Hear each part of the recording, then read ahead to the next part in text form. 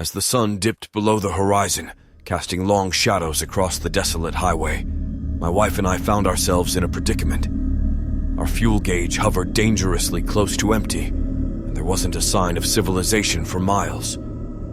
Just as despair was about to settle in, we stumbled upon a weathered sign that read, "Last Chance Gas, 10 miles ahead." With the engine sputtering, we pushed our battered sedan down the winding road, each bend revealing more of a ghost town. It was like something out of an old Western movie, but the silence was suffocating, broken only by the distant whistle of the wind. The town appeared before us. Its buildings loomed like silent sentinels, windows shattered, doors creaking in the evening breeze. We pulled into the eerily empty gas station, weeds creeping through the cracks in the concrete as the last vestiges of light clung to the sky. "I don't like this," my companion whispered, clutching their jacket around them. I couldn't blame them. The place felt wrong, as if the very earth beneath our feet held its breath in anticipation. I scanned the area, searching for any sign of life. "It's just a pit stop. We'll get some gas and be on our way." I approached the old pump, the rusty handle creaking in my hand. The station's ancient sign swayed ominously, its fluorescent bulbs flickering intermittently. As I inserted the nozzle into the tank, I glanced around, half expecting to see a pair of glowing eyes in a darkened window. A sudden chill ran down my spine. I turned, and there, standing at the edge of the gas station's forecourt, was a figure cloaked in tattered rags.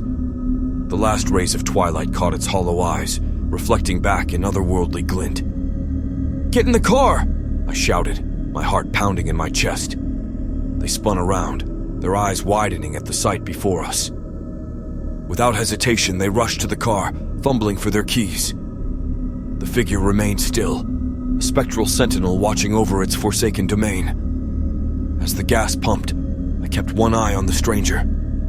My mind raced, conjuring up a dozen explanations for their presence. Maybe they were a lost traveler seeking refuge in this desolate place. Or perhaps something far more sinister lurked beneath those tattered robes. The pump clicked off, signaling the tank was full. I replaced the nozzle, my hands trembling. I turned back to the figure, ready to speak, but they were gone, vanished into the shadowy abyss of the ghost town. I sprinted back to the car, panic coursing through my veins. "Drive!" I yelled, my voice strained. The engine roared to life, tires screeching as we sped away from that accursed place. My heart raced.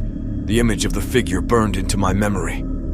I couldn't shake the feeling that we had narrowly escaped something unspeakable. As we left the town behind, I stole a glance in the rearview mirror, half expecting to see those hollow eyes staring back at us. But there was nothing.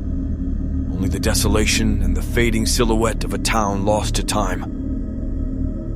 We drove through the night, putting as much distance as we could between ourselves and that forsaken place. The memory of the ghost town and its mysterious inhabitant would haunt our dreams for years to come. A chilling reminder that some places are better left abandoned, and some encounters are best forgotten.